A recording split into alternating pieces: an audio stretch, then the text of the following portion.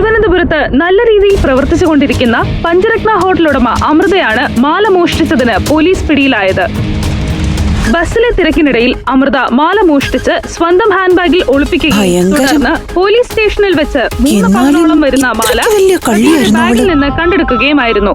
ചോദ്യം ചെയ്യലിൽ കുറ്റം സമ്മതിക്കാതിരുന്ന സാഹചര്യത്തിലാണ് പ്രതിയുടെ ബാഗിൽ നിന്ന് മാല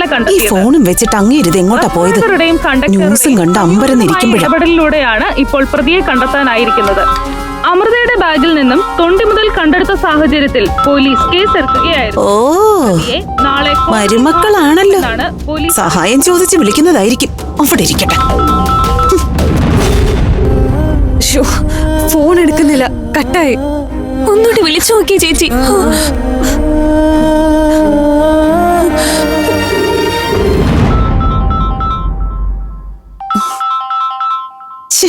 ആശങ്ങളും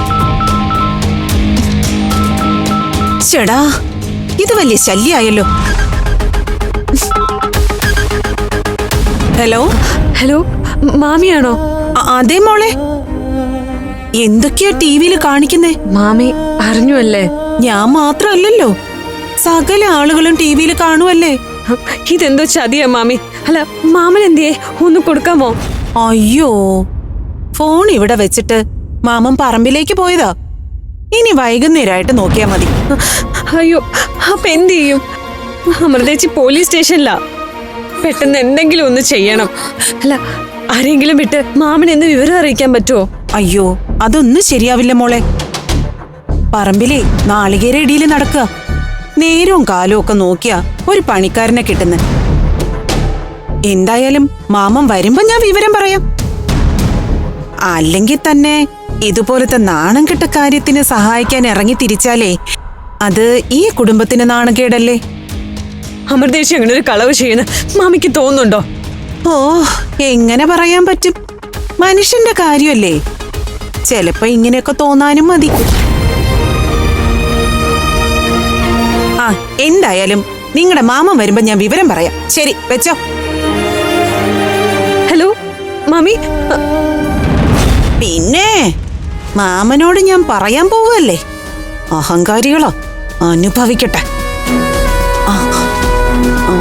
വിളിച്ചതങ്ങ് ഡിലീറ്റ് ചെയ്തേക്കാം, അല്ലെങ്കിൽ അങ്ങേര് നോക്കുമ്പോ കാണും. മാമി എന്താ പറഞ്ഞ? മാമൻ ഫോൺ കൊണ്ടുപോകാതെ പുറത്തേക്ക് പോയിരിക്കുക. മാമി വിവരം അറിയിക്കില്ല. ആ പ്രതീക്ഷ വേണ്ട. അല്ലെങ്കിലും പണ്ടേ നമ്മളോട് അസൂയല്ലേ മാമിക്ക്.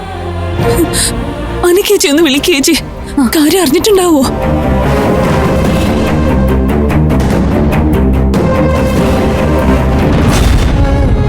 വഴിയിൽ ഒരു ചില്ലറത്തൊട്ട് വീണ് കിടന്ന അതെടുക്കാൻ പോലും സമ്മതിക്കില്ല എന്റെ ചേച്ചി.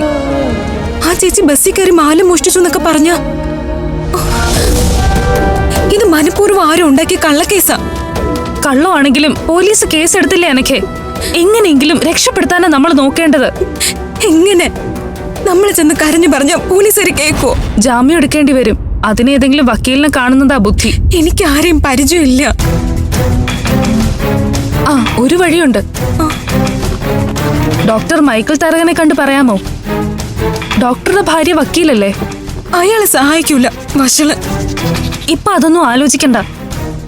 ആവശ്യം നമ്മുടേതല്ലേ. നീ ഒന്ന് സംസാരിച്ചു നോക്ക്. ചോദിക്കാം അല്ലേ? ചെല്ല്.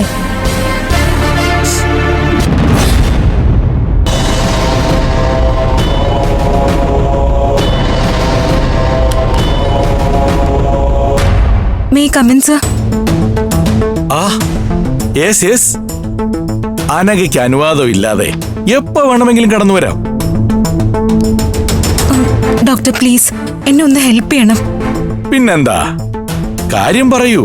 ഡോക്ടർ, എന്റെ ചേച്ചിയെ എന്തോ തെറ്റിദ്ധാരണയുടെ പുറത്ത് മോഷണ കേസിൽ പോലീസ് അറസ്റ്റ് ചെയ്തു. ആ, ഞാൻ അറിഞ്ഞു. ഹെഡ് നേഴ്സ് പറഞ്ഞിരുന്നു.